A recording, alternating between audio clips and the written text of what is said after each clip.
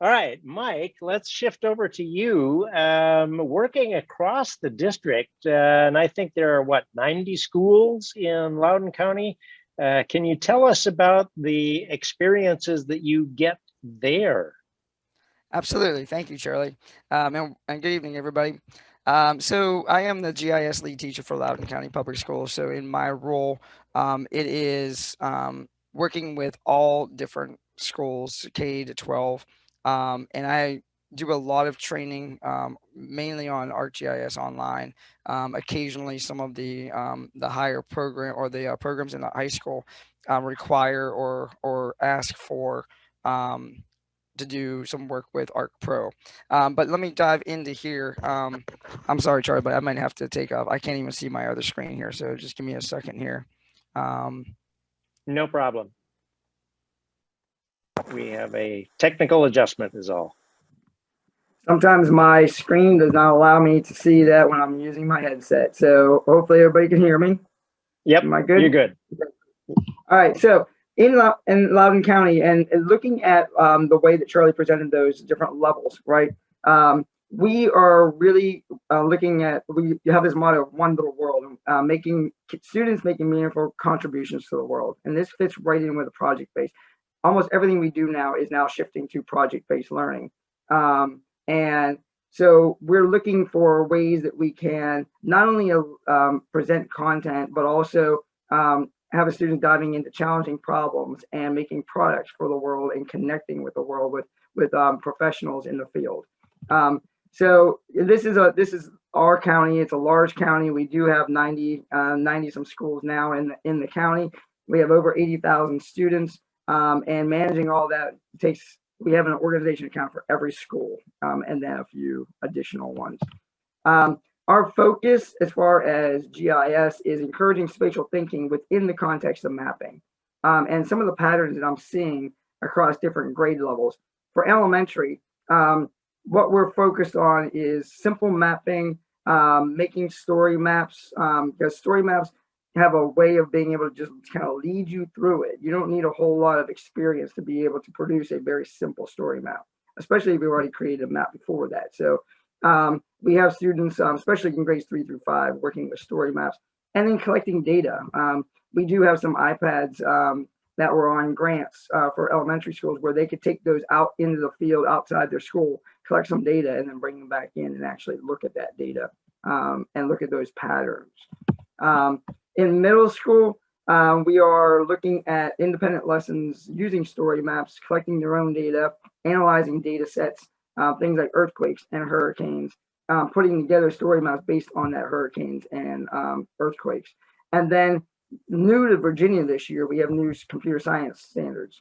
So I have now created a lesson, a notebook lesson that I'll show later on that uses ArcGIS Online notebook and teaching them content and scripting. So, and then at the high school level, it's more of the extensive use of AGO analysis tools, conducting research using ArcGIS Online.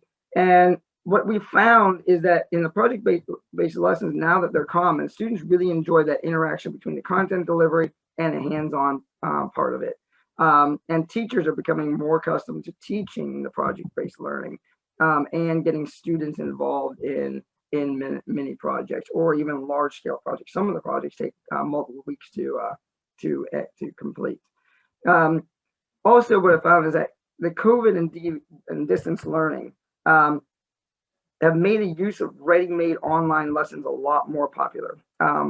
In the mad rush last February and March of shift from being in the classroom and all of a sudden now we got to go to distance learning, it was what can I grab? Where is it? How can I get to this? And having a lot of already created lessons using ArcGIS Online that were already ready to go. Here you go. Use this. Give the students this to do. And that really got a lot of the teachers, especially those that were in my training before that were already familiar with ArcGIS Online. It got them really motivated to use that. And the students really enjoyed that. We've actually seen a slight uptick in the usage during COVID because of that nature, because there are already pre-made step-by-step kind of lessons that students can work through. And this is kind of our progression, and fitting that kind of project model.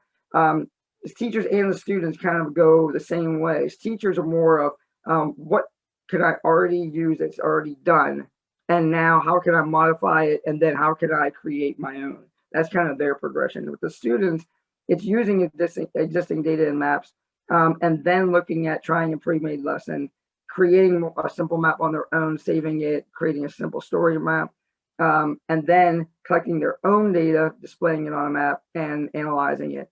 Using the analysis tools, and then using the advanced analysis tools, and you're doing some of their own research. So that's kind of the progression we see and this is going from kindergarten level to senior in high school. So it's kind of a K-12 progression. And I would like to say that we're using it all the time, but we are, with this many students and this many teachers, it's a work in progress. We are definitely making moves toward integrating GIS fully, but we're just not there yet. If I was putting a percentage on it, I'd say about 30% right now. And that's just because of teachers just have so much other software thrown at them to use. This is just, another one that we're trying to get them some information to use it. Very cool. All right.